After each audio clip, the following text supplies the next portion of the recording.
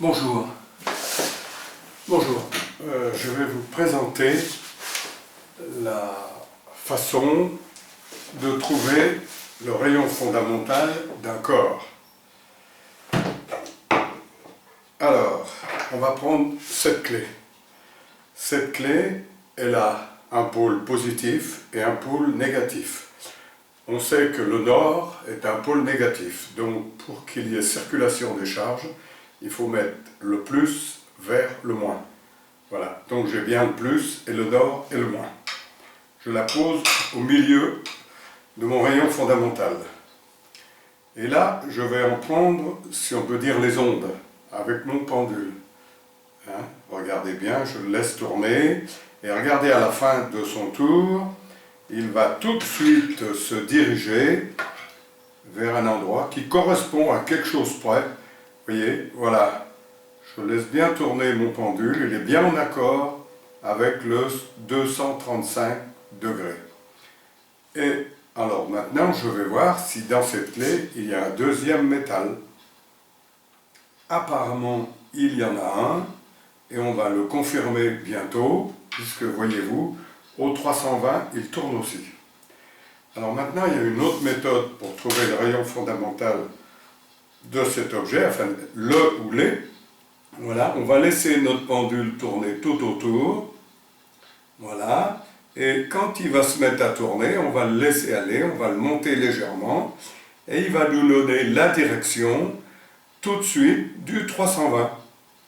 Donc, on a bien trouvé un rayon fondamental, et il est probable qu'on va en trouver un deuxième, comme je l'ai trouvé tout à l'heure.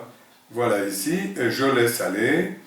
Vous voyez, il ne tourne pas vers le 230, ni vers le 240, il est bien vers le 235, on le contrôle, c'est bien ça. Donc, voilà pour cette clé. Maintenant, on va voir pour cette fiche qui correspond en soi dans le tableau de Mendeleïev au cuivre. Il y a bien la masse, le numéro et tout. Donc par rapport à cette fiche, je vais regarder le positif ou le nord de cette fiche, je vais le mettre sur le rayon fondamental et je vais essayer de trouver le cuivre, enfin le rayon fondamental du cuivre, qui peut servir après à trouver des tas de choses, et il en a un comme tout le monde, et le cuivre, ici étant pur, on ne trouvera qu'un rayon fondamental, on va quand même essayer d'en trouver un deuxième, mais ça m'étonnerait. Donc, je prends mon pendule, je fais le tour aussi du rayon fondamental, et ici j'ai été un peu vite, puisque voilà, il s'amène, il tourne au 320. Vous voyez? Voilà, donc je vérifie avec ce petit aiguillon que le 320 lui plaît bien. Oui, si je mets 321, ça ne tourne plus.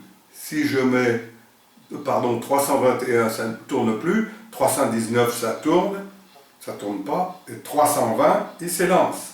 Maintenant, on va voir s'il y a un deuxième rayon fondamental. Apparemment, vous voyez, il n'y en a pas. Et donc, on va essayer par l'autre méthode, qui est de laisser le pendule prendre les ondes du cuivre, et il va nous diriger tout de suite vers le 320. On va attendre, parce que le pendule, à la fin, va se mettre à tourner autour de ce chiffre-là. C'est bien 320. Voyez-vous? Donc, deux manières de trouver le rayon fondamental.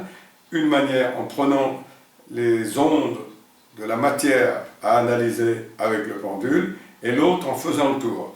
Une chose à savoir avant de finir, c'est que pour les rayons fondamentaux, tout ce qui est les corps qui sont organiques vont de 0 à 180, et tous les corps inorganiques vont de 181 à 360. Merci bien, travaillez bien, trouvez bien les bons rayons. À une prochaine vidéo.